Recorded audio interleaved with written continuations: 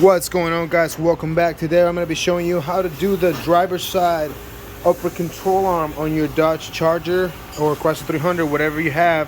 If you need to do the upper control arm, here's how you do it. Let me show you what you need. Here are the tools that I needed to do this job. I needed a 22 millimeter to get the wheels off. I needed an 18 millimeter combination wrench that is ratcheting so I could get those two bolts, nuts from each side. This for your ball joint in case you need it. And a little persuasion, and a screwdriver always comes in handy. You gotta get this fork if you can't get the ball joints to come out. All right, I'm also gonna show you another trick here soon, so stay tuned. Don't worry about this, and that's just extra tools that I have in case I need it, so I don't have to travel that far. Let's roll. Step number one is gonna be, of course, to jack the vehicle up and remove the wheel. So here we go. All right, folks, so with your wheel removed, I'm gonna show you in here. We're going to be loosening up those two bolts that are attached to your control arm. These have a little lock right here so they don't move whenever you spin them around. We're gonna hit these on the outside, all right, with this 18 millimeter wrench. But before we do that, we're gonna loosen up this ball joint, and we're gonna use it using the same method. All right, so let's see. We're gonna loosen it up this way. 1, 2, 3, just like that. See how quick it came. All right, if it comes to a point where the ball joint, the whole assembly starts spinning, this one takes a 6 millimeter Allen wrench, and you can slide it in that slot right there. You see that? So you slide this in here, and you can either slide on the wrench first, whatever you want to do. Have somebody hold it, or you hold it while you're spinning it out of the way. All right, so loosen that up. Remove it from here, and then we'll move to these two right now. Okay, so you're gonna want to grab your fork and then try to pry this down. Be careful if you're by yourself. You're gonna want something to be holding onto this hub because it may spin all the way out of control. It may hurt you. You can put the tire underneath here or whatever you want. All right, so now that's separate, let's take this nut out of here. Take the nut out of there, whatever, and then let's move on to the next ones. All right, ladies and gentlemen, now what we need to get to these top ones right here. Like I said, if you have this ratchet and wrench, you don't need to remove you don't even need to remove the reservoir. Okay, you can simply just slide in here. I'm gonna get to it right now and show you. All right, so this is my setup. I'm getting it from right here, from the top. See, I'm spinning it. So I'm gonna get this out and then do the same thing on the other side. Okay, so I'm gonna skip forward. If this gets loose, you're gonna want someone over here on this side to hold that little tab, so when you're spinning it from the top, it doesn't just move on you. So when you're doing that, it doesn't move on you. All right, here we go. Once it's loose, be sure to get it with your fingers so you don't lose this nut down in there, because then you're gonna have to take off everything and find it. All right, put it somewhere safe, and now we're gonna move on to the next one. You can actually push in if it's loose enough, but if not, let's get to that next one over here. And this is where it's at. Look, if you follow this ground right here, you will see it on the other side right there. I'm gonna hit it, same method with my 18. All right, so like I said, same thing on this side. This is my setup here. I'm gonna show you how I have it. You can loosen up that little nut right there, that red, whatever color your car is, that nut out of the way and move it.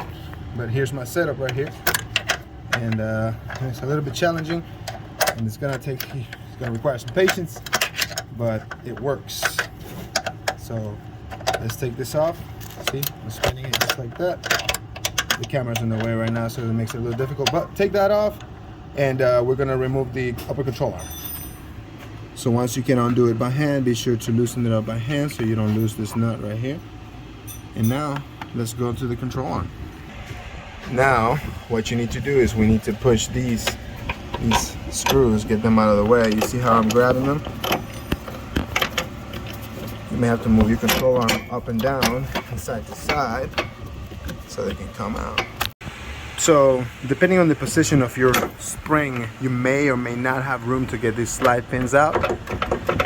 So what I had to do was I had to actually remove this from the car and loosen it from the top, just to have enough clearance to get these things out. So like I said, don't be surprised if you have to do that. So with that being said, that's how it comes out. Once those two slide pins come out, this just pops right out. This one needed a little bit more work because we had to remove the spring assembly. So you may be wondering, how do we remove the spring assembly? Well, we removed the stabilizer link from here, from this one, using the same method to do the ball joint. And we also removed that long bolt from down there and loosen the ones at the top, so this gives it plenty of play for you to be able to get those slide pins up out of here. All right, well, that's how it's done, guys. Let me go ahead and do the installation in reverse order. Put the new part in, slide the pins in, tighten them up, and then finish putting the strut back together. So let's rock and roll. As much as I hate to say it, guys, it is much easier to just take off the coil spring. Okay, take the coil spring off, make your life much easier, and slide these pins in with no problems. Let's get those tightened up in there, and then slide that new slide the strut back in. All right, we're almost done. All right, guys, so now that you have your strut back in place and everything back in order, the screws tighten at the bottom, the stabilizer link screw is tightened on the side, your new upper control arm is in place. You will notice that there's a lot of tension in the arm, okay? And if it was going up and down like that, then you know you had a really bad upper control arm. If you need to move your ball joint, be sure you grab a wrench or a ratchet. All right, you can do it like this. You will see what I'm talking about. Grab a wrench or a ratchet and either pull it towards you or use a little leverage to move it. But be careful not to damage this boot. Okay, so we're gonna go ahead and lift this up, slide this back here. I'm gonna have to use both hands and then get that ball joint screw here, and we're almost done. Okay, guys, so pro tip, you may want to loosen the outside bolts a little bit so the tension gets released on the arm, and we can move this on there with no problems. Okay, don't worry about that fork. So here we go, gonna slide it in now.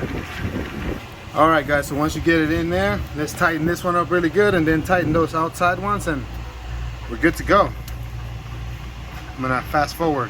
All right, guys, now with all the screws tightened up, or the nuts tightened up on the outside at the top, that ball joint tightened up right there, stabilizer links and everything else, check the top, make sure your screws are tight at the top, and that's how you replace your upper control arms on the driver's side on your Chrysler 300 or Dodge Charger. Okay, pay a professional to do this unless you're willing to struggle, but not with my video. You're not going to struggle.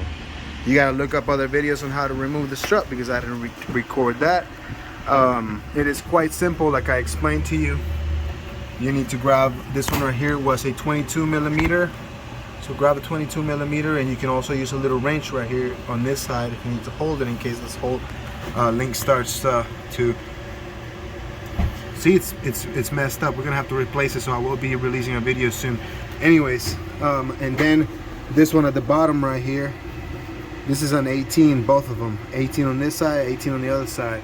So you can hold one right here, or you can hit this one over there until it slides out, until this little nut starts spinning, and then you can just hold it with a wrench and it's gonna come right off.